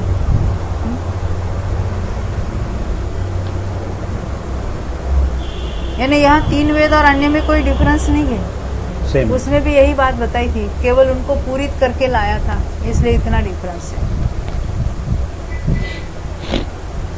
क्योंकि बाकी कर्मों में तो गुणित कर्मांशिक रूप से उसका मैक्सिमम ग्रहण हुआ है और अन्य 3 वेदों में वो पूरित करके लाया है, उसका लेना। ये तो नारकियों में बात हो गई। सामान्य तिर्यंच और पंचेंद्रिय तिर्यंच त्रिक में मिथ्यात्व और सम्यक मिथ्यात्व का उत्कृष्ट प्रदेश संक्रम किसके होता है? जो गुणित कर्मांशिक जीव, ये कर्मांशिक श हमेशा श वाला शाह वाला होता है। जो गुणित कर्मांशिक जीव तिर्यंचों के संख्यात बहुओं को करके अपने अपने तिर्यंचों में उत्पन्न हो। अपने अपने तिर्यंच ने क्या एक इंद्रियों को लेके ना ऊपर क्या है, सामान्य तिर्यंच और और पंचेंद्रिय। पंचेंद्रिय। वो जो अपना अपना जो भेद कह रहे ना, वो अपना अपना तिर्यंच। सामान्य तिर्यंचों में सबकी बात करेंगे हम, फिर भी वहां तो उसको अभी सम्यक तो वगैरह प्राप्त कराना है, तो उसकी अपेक्षा से सामान्य तिर्यंच कहेंगे। सामान्य तिर्यंचों में उत्पन्न हुआ या अपने अपने तिर्यंचों में उत्पन्न हो, अतिशीघ्र सम्यक को प्राप्त कर, यानी एकेंद्रिय में तो नहीं ले जा सकते है ना, फिर भी उस जब सामान्य की अपेक्षा करेंगे तो भी सम्यक तो पंचेंद्रिय में ही होगा। सबसे उत्कृष्ट गुण संक्रम काल के द्वारा पूर्ण करके अनंतर समय में विद्या संक्रमण को प्राप्त करेगा की बात है। उसके उत्कृष्ट प्रदेश संक्रम होता है किसका, मिथ्यात्व और सम्यक मिथ्यात्व का। नारकियों में भी ऐसा ही लिया था। सम्यक्त्व का वही आलाप है, किंतु देखो यह विद्या संक्रमण को प्राप्त करेगा, यानी गुण संक्रमण का अंतिम समय है सम्यक मिथ्यात्व और सम्यक मिथ्यात्व के लिए। सम्यक प्रकृति के लिए यही बात कहनी है, उसने गुण संक्रम किया, विद्यात अन्य प्रकृतियां विद्यात कर रहे थे, और वो जो मिथ्यात्व में गया तब अध प्रवृत्त करा। जीव तो वही लेना है, परंतु उस पॉइंट पर उसको सम्यक्त्व का संक्रमण नहीं हो रहा है। सम्यक दृष्टि को सम्यक्त्व का संक्रमण ही नहीं है।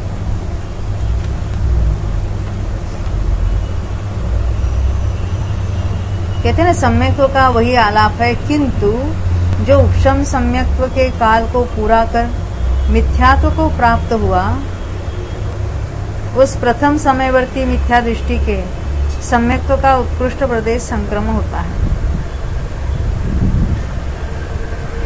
16 कषाय और 6 9 कषायों का उत्कृष्ट प्रदेश संक्रम किसके होता है। अब ऐसे ही सोचना ना, वो गुणित कर्मवंशी अभी तिर्यंचों में देख रहे हैं, परंतु गुणित कर्मवंशी को नरक से निकला हुआ लेना है। जो अन्यतर गुणित कर्मवंशिक जीव अपने अपने तिर्यंचों में उत्पन्न हो, अतिशीघ्र सम्यक्त्व को प्राप्त कर अनंतर अनंतानुबंधी चतुष्क की विसंयोजना करता है, उसके अंतिम स्थिति कांडक के संक्रम करने के अंतिम समय में उत्कृष्ट प्रदेश संक्रम होता है। ये बात ख्याल में आ रही है? यानी वहाँ जो कुछ उसके करण परिणाम हो रहे हैं, उसमें उसका जो अंतिम जो कांड का अंतिम समय अंतिम फाली है, उसके संक्रमण करते हुए उसका उत्कृष्ट प्रदेश संक्रमण होता है। पुरुष वेद और नपुंसक वेद के उत्कृष्ट प्रदेश संक्रम के स्वामित्व का भंग नारकियों के समान है। क्या देखा था हमने, वो पूरित करके आया है और आते ही उत्पन्न किया है सम्यक्त्व प्राप्त, और फिर अनंतानुबंधी की विसंयोजना की। इतनी विशेषता है कि अपने अपने तिर्यंचों में उत्पन्न कराना चाहिए। स्त्रीवेद का उत्कृष्ट प्रदेश संक्रम किसके होता है? असंख्यात वर्ष आयु वाले तिर्यंच में गया, वहाँ पे उत्कृष्ट प्रदेश हुआ और पीछे सम्यक्त्व प्राप्त किया, विसंयोजना करेगा तभी उसके उत्कृष्ट होगा। यानी वहीं पर रहते हुए उसने उत्कृष्ट किया। क्योंकि नारकियों के लिए वहां से फिर नरक में ले जाते थे। अब यहाँ तिर्यंच ही भोगभूमि में पैदा करो, उसी ने उत्कृष्ट कर दिया और उसी ने वहाँ संक्रमण कर दिया। हाँ ठीक है, हाँ यहाँ पढ़ेंगे। स्त्रीवेद का उत्कृष्ट प्रदेश संक्रम किसके होता है? जो गुणित कर्मवंशिक जीव अपने अपने असंख्यात वर्ष की आयु वाले तिर्यंचों में उत्पन्न हो, पल्य के असंख्यातवें भाग प्रमाण काल के द्वारा स्त्री वेद को पूर्ण करके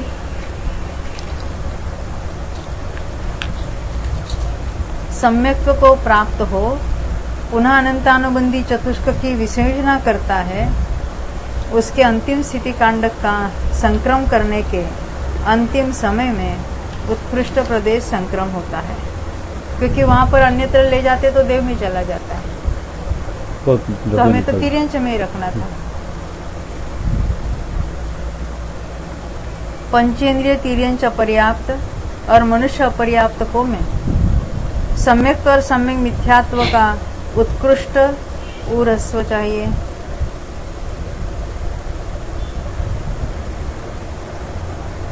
उत्कृष्ट प्रदेश संक्रम किसके होता है? जो गुणित कर्मांशिक जीव तिर्यंचों में उत्पन्न होकर अतिशीघ्र सम्यक्त्व को प्राप्त हो, सबसे उत्कृष्ट पूर्णा के द्वारा पूर्ण करके मिथ्यात्व में गया।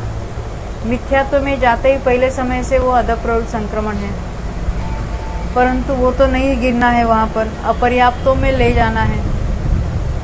तो मिथ्यात्व में जाते ही मरण नहीं होगा उसका, विसर्जना करके मिथ्यात्व में जाते ही उसका मरण नहीं होता है।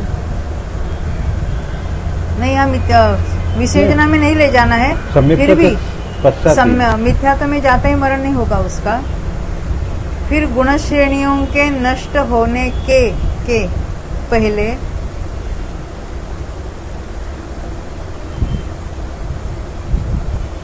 मरकर अपर्याप्त को में उत्पन्न हुआ।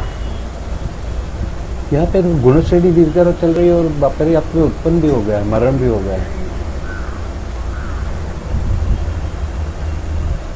सम्यक और सम्यक मिथ्यात्व का पूछा होना। अंतर्मुख तक हमने मरण नहीं देखा। गुण श्रेणियों के नष्ट होने के पहले अन्य कर्मों में गुण श्रेणियां चल रही है। या तो सम्यक और सम्यक मिथ्यात्व की बात है ना, ठीक है ना। अन्य कर्मों में उसकी वहां गुण श्रेणियां चल रही है।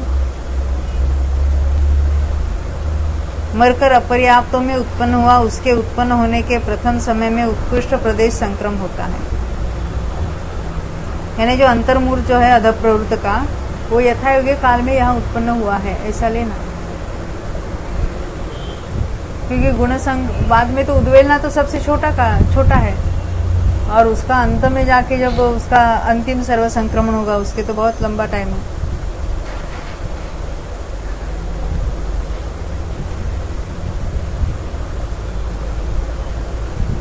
यानी अंतर्मूर्त में वहां उत्पन्न हुआ, इतना लेना।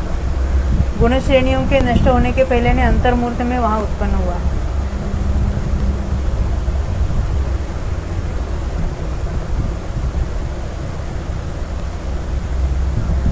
इतना जल्दी मरण हो सकता है और अपर्याप्त में भी जा सकता है। हाँ, अर्लियर जब मरकर जा सकता है अपर्याप्त में, तब लेना उसको। उसके हाँ, यथायोग्य काल ले लेना। यथायोग्य अंतर्मूर्त, कौन सा वाला अंतर्मूर्त? जब तक वो उसकी गुण श्रेणियां नष्ट नहीं हुई है, ऐसा लेना है। क्योंकि मिथ्यात्व में ना अभी गुण श्रेणी कुछ नहीं है। गुण श्रेणी थी, उसका तो अंतर बन गया था। सम्यक मिथ्यात्व में तो कोई गुण श्रेणी वहां है ही नहीं, वो तो नई तैयार हुई, उसमें तो कोई गुण श्रेणी की रचना नहीं होती है। तो गुण श्रेणी कहाँ लेना? अन्य कर्मों में ले लेना।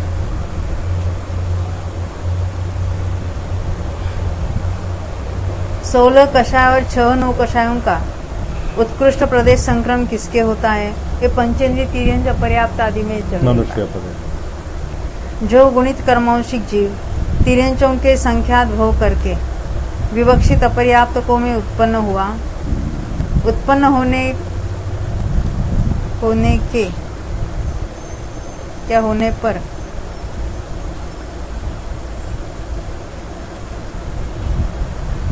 ऊपर क्या लिखा?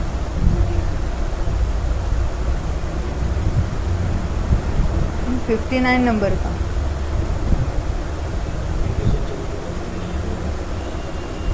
अपद्यतेषु उवन्नो तस्य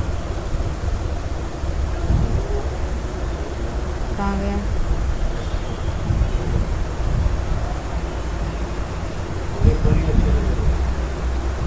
उवन्नो तस्य कहाँ गया? अंतोमूत उवन्नलयस्य, लयस्म हुआ है, लयस्य। ऊपर भी पैराग्राफ के नीचे से तीसरी लाइन, यानी उत्पन्न होने पर हुए उसके अंतर्मूर्त में, होने पर अंतर्मूर्त में यस चाहिए, स डबल स।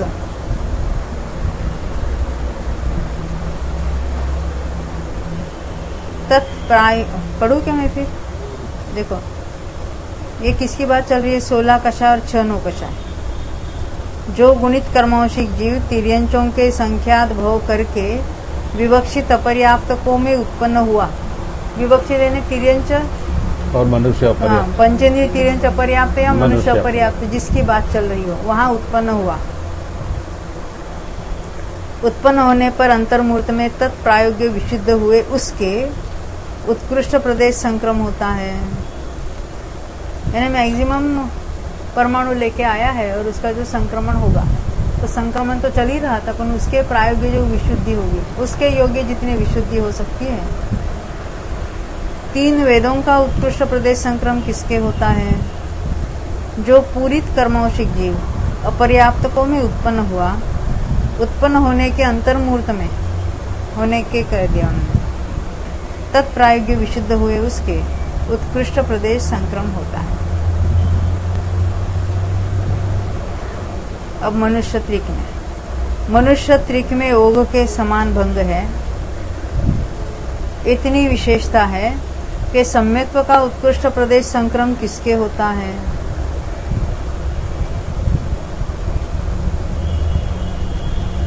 जो गुणित कर्मौषिक जीव तिर्यंचों के संख्यात भोग करके अनंतर मनुष्यों में उत्पन्न हो, अतिशीघ्र सम्यक्त्व को प्राप्त करके और सबसे उत्कृष्ट पूर्णा के द्वारा पूर्ण करके मिथ्यात्व में गया, उस प्रथम समयवर्ती मिथ्या दृष्टि के उत्कृष्ट प्रदेश संक्रम होता है।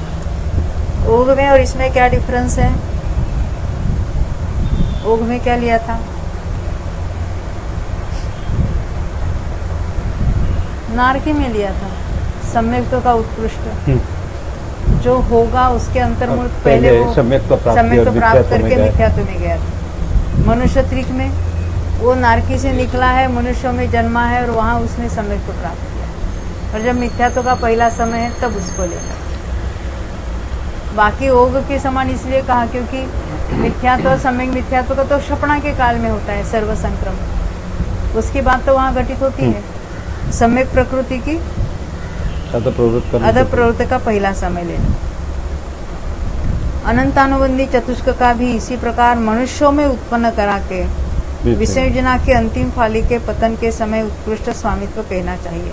नारकियों में भी अंतिम फाली ही कहते हैं, परंतु वो कब गुणित कर्मौषिक होगा, उसने सम्यक्त्व भी प्राप्त किया और विसर्जना भी की, योग से उत्कृष्ट तो उसका कहलाएगा, क्योंकि वहां से निकला, 2-3 भव हो गए पंचेंद्रिय के, फिर मनुष्य में, तो थोड़ा तो प्रदेश नष्ट हो गया कि नहीं उसका। परंतु मनुष्य की अपेक्षा वो उसका उत्कृष्ट होगा, वो मनुष्य के लिए उत्कृष्ट होगा। परंतु सभी गतियों की अपेक्षा उत्कृष्ट कहाँ होता है? वो गुणित कर्मौषिक वैला नारकी की होता है। देवों में प्रथम पृथ्वी के समान भंग है, इतनी विशेषता वो भी करना।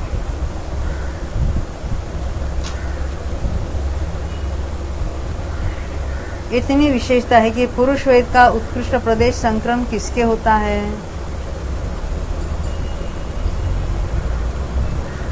देवों में पूछ रहे, जो गुणित कर्मौषिक जीव ऐशान कल्प के देवों में नपुंसक वेद को पूर्ण करके पुनः असंख्यात वर्ष की आयु वालों में पल्ले के असंख्यातवें भाग प्रमाण काल के द्वारा स्त्री वेद को पूर्ण करके, वो स्त्री बराबर लिखना, श्रीवट लिखना, तथा सम्यक्त्व को प्राप्त करके पल्य प्रमाण स्थिति वाले देवों में उत्पन्न हुआ। वहां पर बहा हुआ है, वहां पर भवस्थिति का पालन कर अंतर्मूर्त में कर्म को गुणित कर्मांशिक करेगा, करेगा की बात है, करेगा हुआ, करेगा कि इसी बीच अनंतानुबंधी चतुष्क की विसर्जना करता है। चतुष्क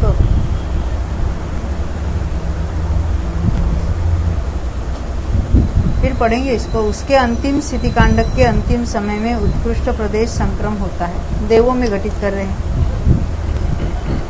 तो देवों में पुरुष वेद का उत्कृष्ट प्रदेश संक्रम किसको होता है?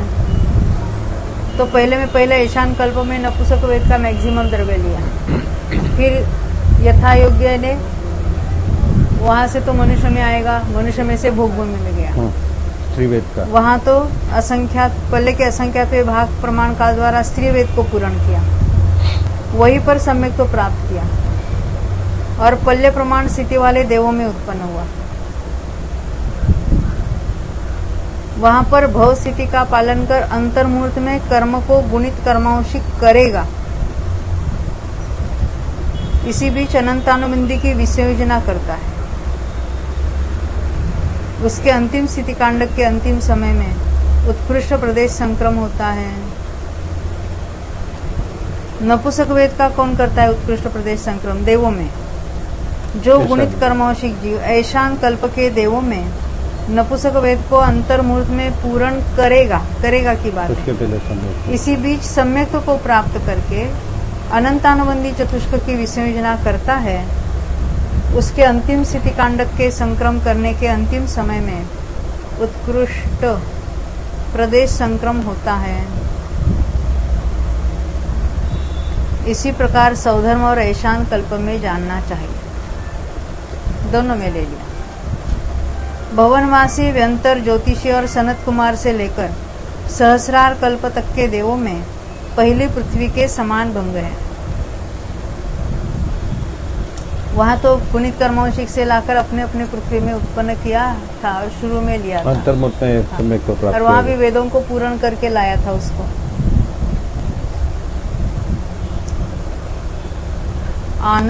आनरत हुआ। आनत कल्प से लेकर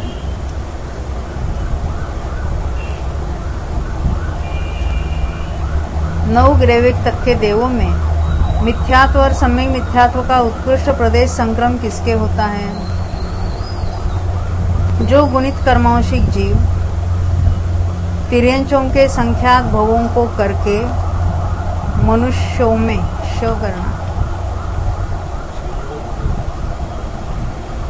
मनुष्यों में उत्पन्न हो अतिशीघ्र द्रव्यलिंगी हो गया। सातवें नरक से निकला है गुणित कर्मांशिक वाला। पुनः अंतर्मूर्त में मरकर आनतादि कल्पों का देव हो गया।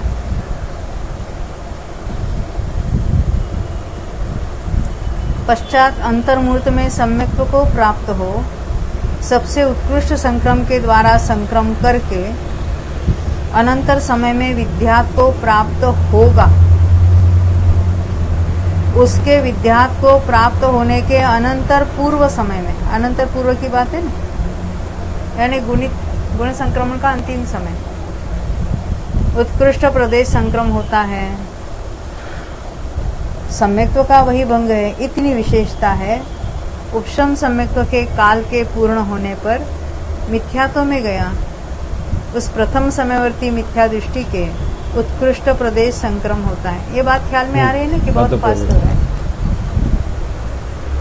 मिथ्यात्व का जब करना है तो गुणित कर्मांशिक लाना है, जिस किसी आदेश में लाना है हमको, और फिर वहां सम्यक्त्व प्राप्त कराना, और जब गुण संक्रमण काल का अंतिम समय लेना। सम्यक प्रकृति के लिए वही जीव लेना। मिथ्यात्व में जाने पर पहला समय लेना अध प्रवृत्त संक्रमण का। मिथ्यात्व और सम्यक मिथ्यात्व के लिए सेम लेना। केवल मनुष्यों में ही सम्यक मिथ्यात्व के लिए क्षपणा का सर्व संक्रमण लेना और मिथ्यात्व का। अन्यत्र जहाँ क्षपणा नहीं होती है नहीं, मिथ्यात्व के बारे में बता रहे। हाँ। मिथ्यात्व और सम्यक मिथ्यात्व का मनुष्यों में तो क्षपणा में ही लेना, और अन्यत्र उपशम सम्यक्त्व के गुण संक्रमण के काल के अंतिम समय में लेना।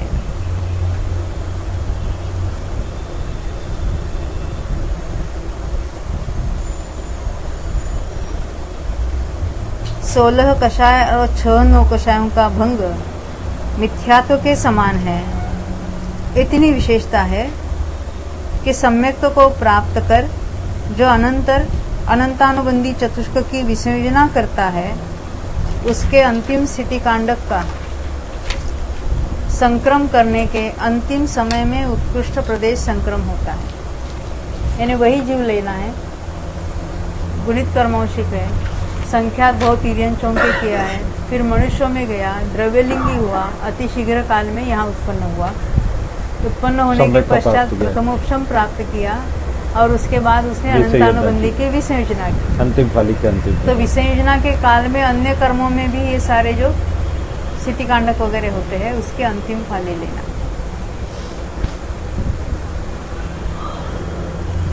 तीन वेदों का इसी प्रकार उत्कृष्ट स्वामित्व जानना चाहिए। इतनी विशेषता है कि पूरित कर्मांशिक जीव को मनुष्यों में उत्पन्न कराना चाहिए, क्योंकि मनुष्यों में उत्पन्न करा के फिर वो उसको देव में ले जाना है। अनुदिश से लेकर सर्वार सिद्धि तक के देवों में मिथ्यात्व और सम्यक मिथ्यात्व का उत्कृष्ट प्रदेश संक्रम किसके होता है? जो गुणित कर्मांशिक जीव तिर्यंचों के संख्यात भव में परिभ्रमण करके मनुष्यों में उत्पन्न हो अतिशीघ्र सम्यक्त्व को प्राप्त हुआ,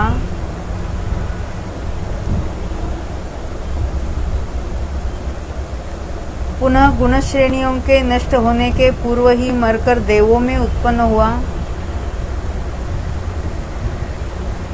प्रथम समय में उत्पन्न हुए उस देव के उत्कृष्ट प्रदेश संक्रम होता है।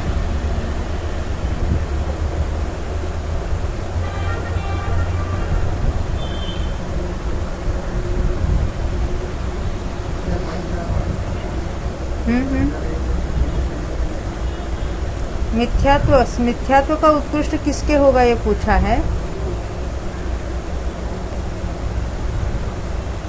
यानी मिथ्यात्व में तो उनको गुण संक्रमण तो ले ही नहीं सकते, विद्या संक्रमण, परंतु विद्या संक्रमण ही लेना पड़ेगा। देखो क्या अनुदिश और सर्वार सिद्धि सारे सम्यक दृष्टि है, सम्यक्त्व के साथ ही उत्पन्न होंगे और वो भी भावलिंगी संत उत्पन्न हो गए, ऊपर तो कोई ऑर्डिनरी जीव नहीं जाएंगे।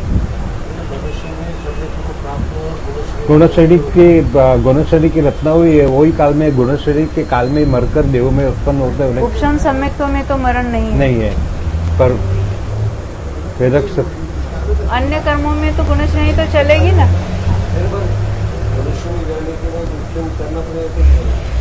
करना ही पड़ेगा। गुणित कर्मौशिक से आया हुआ जीव, गुणित कर्मौशिक से निकले हुए जीव को उपशम सम्यक्त्व ही होगा एक बार, और वहाँ केवल उपशम सम्यक्त्व प्राप्त करके नहीं चलेगी बात, क्योंकि वो अनुदिश सर्वार सिद्धि में उत्पन्न होने वाले तो मुनिराज है। 8 वर्ष के पश्चात तो भले वो तो सम्यक्त्व और संयम धारण किया एक साथ, क्योंकि उसके लिए जो आवश्यक कंडीशन है वो तो पूरा करेगा। तो उपशम सम्यक्त्व से आते ही, यानी उपशम सम्यक्त्व के काल में तो मरण होता नहीं है, प्रथम उपशम के काल में 7वें में गए उपशम सम्यक्त्व खत्म होके मिथ्यात्व में आए हैं। नहीं, अब सम्यक्त्व में सॉरी सम्यक्त्व में रखना है। और गुण श्रेणी निर्जरा चल रही है, तब भी उसको देव में उत्पन्न कर रहा है। गुण श्रेणी निर्जरा किसकी हो रही है? अब नहीं, निर्जरा नहीं, गुण श्रेणी मिथ्यात्व में तो नहीं हो रही है, मिथ्यात्व की तो नहीं हो रही है। गुणित प्रमाण में जो ये मुनिराज कौन से उपशम सम्यक थे, फिर क्षोभशम सम्यक दृष्टि हुए, तो विद्यात संक्रमण चल रहा था उनका। परंतु मिथ्यात्व में उपशम सम्यक्त्व के बाद वेदक सम्यक दृष्टि हुए, वहाँ पे और मरकर वहाँ गए। ऐसे लेना है ना,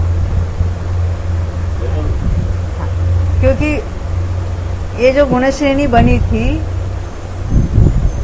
वो तो उपशम सम्यक्त्व के काल वाली जो बनी थी उसकी बात है। बाद में मुनियों के निरंतर होती है उसकी बात नहीं है यहाँ पर। तो उसके गुण श्रेणियों के नष्ट होने के पूर्व मरकर देव में उत्पन्न हुआ। तो गुण श्रेणी की रचना हुई थी, गुण श्रेणी की रचना प्रथम उपशम सम्यक्त्व। हाँ देखो क्या है, मिथ्यात्व में तो अंतर पड़ गया और अन्य कर्मों में गुण श्रेणी हुई थी। गुण श्रेणी की रचना तो सभी कर्मों में हुई थी, अभी अन्य कर्मों में भी ऐसी हुई थी। ये इसे समझ लेना। मिथ्यात्व में तो क्या हुआ था, अंतर पड़ गया था। गुण श्रेणी वाले शीर्ष और ऊपर के कुछ ऐसा मिलकर अंतर पड़ गया, और बाकी कर्मों की ये गुण श्रेणी थी। तो यहाँ तो सम्यक्त्व भी प्राप्त किया।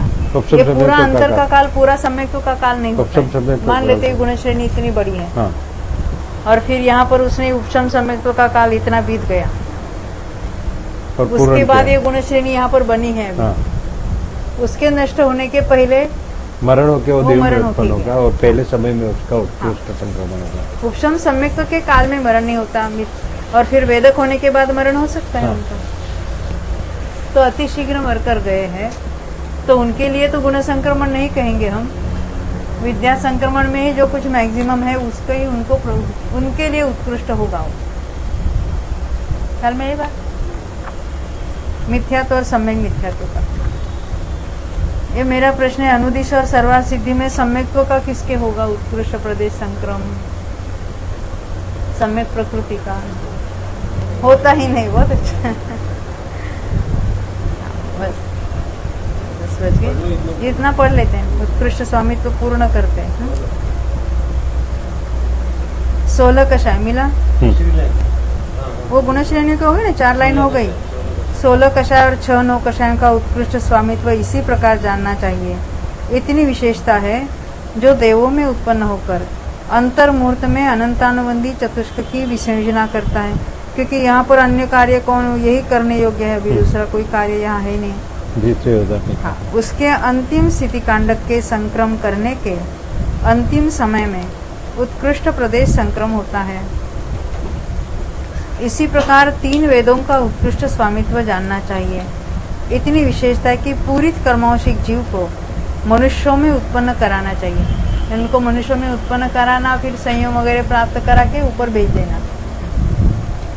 इसी प्रकार अनाहरक मार्गणा तक जानना चाहिए। इस प्रकार उत्कृष्ट स्वामित्व समाप्त हुआ। यही रुकते अभी हम। जावाणी के ज्ञान ते सोजेनो कालो, सोवाणी मस्तक नमो आवेत हो। अच्छा ना?